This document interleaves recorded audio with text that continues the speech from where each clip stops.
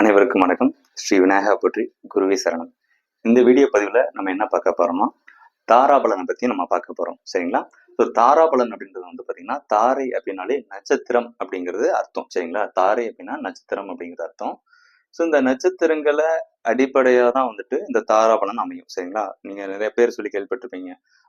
இந்த தாராபலன் செய்யணும், இந்த தாராபலன் செய்யணும் அப்படின்னு சொல்லியிருப்பாங்க. ஸோ அது எதை பேஸ் பண்ணி வருதுங்கிறது தாரைனாலே பேசிக்கா நட்சத்திரங்கள் அப்படிங்கிறது புரிஞ்சுக்கோங்க. சரிங்களா? இப்போ 27 நட்சத்திரங்கள் மொத்தம். சரிங்களா? அந்த 27 நட்சத்திரங்களை தான் 3 மடங்கா பிரிச்சு, எப்படி 27 நட்சத்திரங்களை மூன்று மூன்று மடங்கா பிரிச்சு, அதவே வந்து மூணா பிரிக்கும்போது 9, ஒரு பகுதிக்கு 9 வரும். சரிங்களா? ஒரு மொம்பை 18, 3 27. சரிங்களா? இப்ப 27 நட்சத்திரங்களை அப்படியே பிரிச்சிருக்காங்க அப்படிங்கறத இதன் மூலம் புரிஞ்சுக்கோங்க. சரிங்களா? அஸ்வினி, பரணி, கார்த்திகை, ரோகிணி, மிருகசீரிஷம், திருவாதிரை, புனர்பூசம், பூசம், ஆயில்யம், மகம், பூரம், உத்திரம், அஸ்தம், சித்திரை, சுவாதி, விசாகம், அனுஷம், கேட்டை, மூலம், பூராடம், உத்திராடம், திருவோணம், அவிட்டம், சதயம், பூரட்டாதி, உத்திரட்டாதி, ரேவதி. மொத்தம் 27 நட்சத்திரங்கள். சரிங்களா? இந்த 27 நட்சத்திரங்கள் அப்படிங்கிறது இதை மூணா பிரிச்சு 3 மடங்கா அப்படியே மடக்கி இதை நேர்படுத்தியிருக்காங்க. புரியுதுங்களா?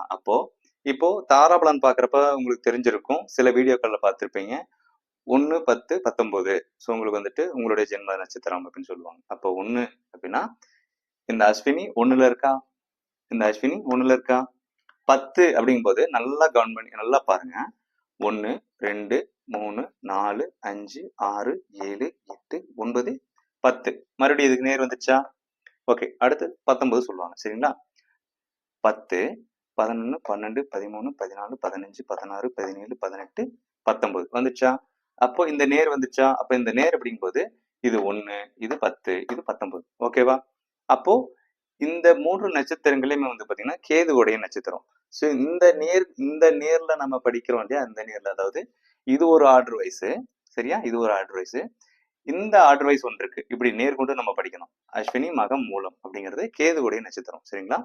அஸ்வினி, மகம், மூலம்ங்கிறது கேதுவுடைய நட்சத்திரம். ஸோ பரணி, பூரம், பூராடம் அப்படிங்கிறது சுக்கிரனுடைய நட்சத்திரம். சரிங்களா? கார்த்திகை, உத்திரம், உத்திராடம் அப்படிங்கிறது வந்து பாத்தீங்கன்னா சூரியனுடைய நட்சத்திரம். சரிங்களா? ரோகிணி, அஸ்தம், திருவோணம் சந்திரனுடைய நட்சத்திரம். மிருகசீரிடம், சித்திரை, அவிட்டம் செவ்வாயுடைய நட்சத்திரம். திருவாதிரை, சுவாதி, சதயம் அப்படிங்கிறது ராகுடைய நட்சத்திரம். சரிங்களா? புனர்பூசம், விசாகம், பூரட்டாதி அப்படிங்கிறது குருவுடைய நட்சத்திரம். சரிங்களா?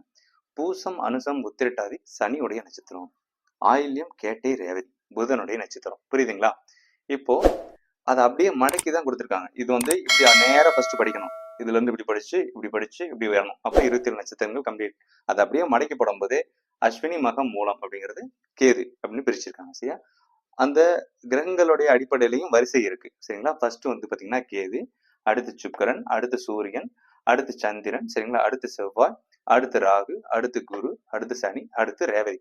அந்த ஆர்டர் வைஸ் தெரிஞ்சனாலே உங்களுக்கு இந்த ஆர்டர் வைஸ் வந்து ஈஸியா படிக்க முடியும். இதை நீங்க மைண்ட்ல வச்சுக்கலாம். ஃபர்ஸ்ட் இந்த லைனை மட்டும் நீங்க மைண்ட்ல வச்சுக்கிட்டாலே மீதி நீங்க ஆட்டோமேட்டிக்கா படிக்க ஆரம்பிச்சிடலாம். இது பேசிக். சரியா? இதை புரிஞ்சுக்கோங்க. இப்ப தாராபலன் அப்படின்னா தாரைன்னா நட்சத்திரம் அப்படின்னு சொல்லிட்டோம். ஓகேவா? நட்சத்திரம் அப்படின்னு சொல்லிட்டோம். இந்த தாரைகளுக்கு வந்து பாத்தீங்கன்னா இதையும் வந்து 9 வகையா பிரிச்சிருக்காங்க. ஜென்ம தாரை, சம்பத்து தாரை, விபத்து தாரை, க்ஷேம தாரை, பிரத்யேக் தாரை, சாதக தாரை, வதை தாரை, மைத்திர தாரை, பரம மைத்திர தாரை. சரியா? இந்த 9 பிரிவுகளா பிரிச்சிருக்காங்க. இதுக்கு மட்டும்தான் விளக்கங்கள் கொடுத்திருக்காங்க. இதை வச்சு நம்ம எடுத்தாலே போதும். சரியா? இதை நம்ம எப்படி எடுக்கிறது அப்படிங்கிறத பார்க்கலாம். இப்ப ஆரம்பத்திலே சொன்னேன் 1, 10, 19 உங்களுடைய ஜென்ம தாரையா வரும் அப்படின்னு சொல்லியிருக்காங்க இல்லையா? ஓகே. அப்போ இப்போ நீங்க வந்துட்டு இப்போ வந்து மக நட்சத்திரத்துல பிறந்திருக்கீங்க. நட்சத்திரம் அப்படிங்கறத நீங்க எதுக்கு பார்க்கணும்னா, சந்திரன் அப்படின்னு கொடுத்திருக்காங்க இல்லையா? உங்களுடைய சார்ட்ல, பர்த் சார்ட்ல வந்து சந்திரன் கொடுத்திருப்பாங்க. அந்த சந்திரனுடைய நேரா வந்து நட்சத்திரங்கள் கொடுத்திருப்பாங்க. அந்த நட்சத்திரங்களை தான் வந்துட்டு நம்ம இங்க ஃபர்ஸ்ட் கொடுக்குறோம். அதை தான் வந்து ஜென்ம நட்சத்திரம்னு சொல்லுவோம். ஜென்ம நட்சத்திரம்னா வேற ஒண்ணும் கிடையாது. சந்திரன் எந்த நட்சத்திரத்துல இருக்காரோ அதுதான் ஜென்ம நட்சத்திரம். சரியா? இப்போ மகத்துல நீங்க பிறந்திருக்கீங்க. சரியா? மக நட்சத்திரத்துல பிறந்திருக்கீங்க. இப்போ வந்துட்டு உங்களுக்கு ஒரு சாதகமான விஷயம் நடக்கணும். சரிங்களா? சாதகமான விஷயம் நடக்கணும். அப்போ நீங்க பிறந்தது மக நட்சத்திரம், உங்களுக்கு சாதகமான விஷயம் நடக்கணும் அப்படிங்கும்போது நீங்க அன்னைக்கு காலண்டர்ல பார்க்கும்போது தெரியும். நீங்க இந்த நாள் வந்து இந்த நட்சத்திரத்துல இருக்கு அப்படின்ட்டு காலண்டர்ல போட்டிருப்பாங்க. நீங்க பாத்தீங்கன்னாலே தெரியும். சரிங்களா? இன்னைக்கு என்ன நட்சத்திரம் அப்படின்னு பாத்தீங்கன்னா தெரியும். அப்போ உங்களுக்கு சாதகமான நட்சத்திரம் அப்படின்னா இந்த சார்ட்டை வந்து ஞாபகம் வச்சுட்டாதான் நீங்க அதை கண்டுபிடிக்க முடியும். ஓகேவா? நீங்க மக நட்சத்திரம். இங்க இருந்து 1 2 3 4 5 6 சரியா. ஸோ 6 அப்படிங்கும்போது உங்களுக்கு வந்து பாத்தீங்கன்னா சுவாதி சரிங்களா. சுவாதி இன்னைக்கு வந்து சுவாதி நட்சத்திரம் அப்படின்னா இது வந்து உங்களுக்கு சாதகமா இருக்கும் சரிங்களா. இது வந்து சாதகமா இருக்கும் சரிங்களா. ஓகே. சம்பத்து அதாவது சம்பத்து சாருன்னு சொல்லுவாங்க, தனதாரின்னு சொல்லுவாங்க. ஓகே. இன்னைக்கு வந்து மக நட்சத்திரம். இன்னைக்கு ஒரு விஷயத்த செய்யறதுக்காக ஒரு அட்வான்ஸ் கொடுக்குறீங்க, ஒரு விஷயத்த பண்றீங்க அப்படின்னா இன்னைக்கு பூர நட்சத்திரமா இருக்குன்னு வச்சுக்கோங்க. நீங்க பிறந்தது மக நட்சத்திரம், இன்னைக்கு பூர நட்சத்திரம் அப்படின்னா நீங்க தாராளமா பண்ணலாம் சரியா. அதுவே வந்து பாத்தீங்கன்னா நீங்க பிறந்தது மக நட்சத்திரம், இன்னைக்கு வந்துட்டு பாத்தீங்கன்னா உத்தர நட்சத்திரத்துல இருக்குன்னா நீங்க நீங்க நீங்க மட்டும்தான், நீங்க மட்டும் இந்த விஷயத்த இந்த காரியத்தை செய்யக்கூடாது இந்த உத்தர நட்சத்திரம் சரியா. இந்த உத்தர நட்சத்திரத்துல செய்யக்கூடாது சரிங்களா. அடுத்து வந்து பாத்தீங்கன்னா உங்களுக்கு இதுல இருக்கிறத அப்படியே பாத்துக்கோங்க. வதை தாரை அப்படிங்கும்போது வந்து பாத்தீங்கன்னா வதை அதிகமான கொடுமைகள் பண்ணும், கஷ்டங்கள் பண்ணும். ஸோ வதைக்கு எடுத்துன்னு சொல்லுவாங்க இல்லையா, ஸோ அந்த மாதிரி. இப்ப நீங்க மக நட்சத்திரத்துல பிறந்திருக்கீங்க. ஸோ விசாகம் இன்னைக்கு வந்து விசாக நட்சத்திரம், இன்னைக்கு இன்றைய நாள் வந்து விசாக நட்சத்திரம் அப்படின்னா அன்னைக்கு நீங்க ஒரு விஷயத்த ஒரு பாசிட்டிவான விஷயத்த செய்யறத வந்து தடுக்கிறது ரொம்பவே நல்லது. ஏன்னா உங்களுக்கு அது வதை சரியா, உங்களுக்கு அது வதைத்தாரை. இப்ப பேசிக்கா உங்களுக்கு புரியும்னு நினைக்கிறேன். இப்போ இப்போ வந்து உதாரணத்துக்கு வந்து பாத்தீங்கன்னா அஸ்வினி எடுத்துக்கோமே சரிங்களா. இப்போ அஸ்வினியில நீங்க பிறந்திருக்கீங்க. இன்னைக்கு நடந்துட்டு இருக்கிறது வந்து பாத்தீங்கன்னா உங்களுக்கு மக நட்சத்திரம் இன்னைக்கு நடந்துட்டு இருக்கு. அஸ்வினியில நீங்க பிறந்திருக்கீங்க, மக நட்சத்திரம் நடக்குது. அப்போ இதுவும் இதுவும் சேம் தான் இல்லையா. நம்ம கேதுவோட நட்சத்திரம் சொல்லியிருந்தோம் இல்லையா. அப்ப அஸ்வினி மகம் மூலம் மூணுமே கேதுவோட நட்சத்திரம். அப்போ நீங்க அஸ்வினியில பிறந்திருக்கீங்க, இன்னைக்கு மக நட்சத்திரம் நடக்குது. தாராளமா ஒரு விஷயத்த செய்யலாம். உங்களுக்கு அது சப்போர்ட்டிவா இருக்கும் ஜென்மதாரை சரியா. ஜென்மதாரைங்கிறது அது நீங்க தான் சரியா. நீங்க செய்யக்கூடிய செயல் அன்னைக்கு நடக்கும், நல்லா இருக்கும் அப்படிங்கிறது ஜென்மதாரை. உங்களுக்கு மூணுமே சேம். புரியுதுங்களா.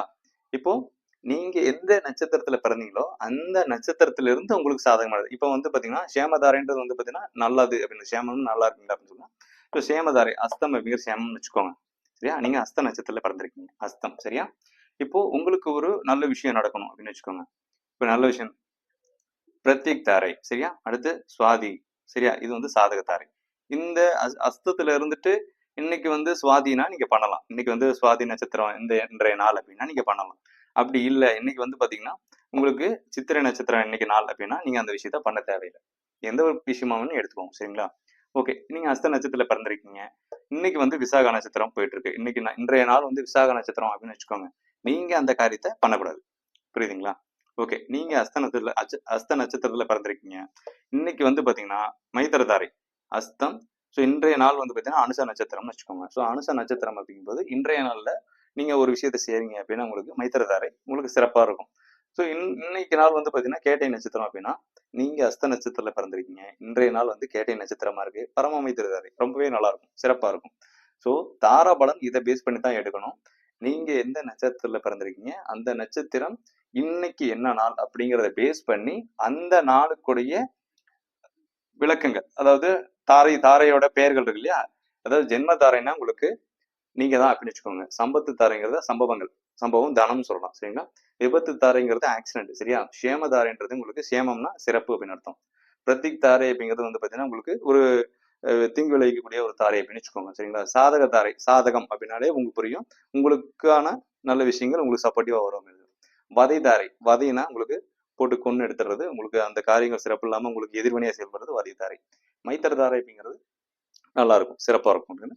பரம மைத்திரதாரை, இப்போ மைத்திரதாரையில இருந்து பரம மைத்திரதாரை இன்னும் சிறப்பா இருக்குன்னு அர்த்தம். உங்களுக்கு புரியுற மாதிரி சிம்பிளான மெத்தட்ல சொல்லியிருக்கேன், இது புரிஞ்சுக்கோங்க சரிங்களா. இன்கேஸ் இதுல ஏதாவது டவுட் இருக்கு அப்படின்னா நீங்க தாராளமா கேளுங்க. ஸோ இந்த மாதிரி நேர்க்க படிக்கிறது வந்து ஒரு ஃபார்மேட் இருக்கு சரிங்களா. அப்படியும் நீங்க படிக்கலாம். கிரகங்களுடைய நட்சத்திரங்களா இது எல்லாமே பயணிக்கும் சரிங்களா.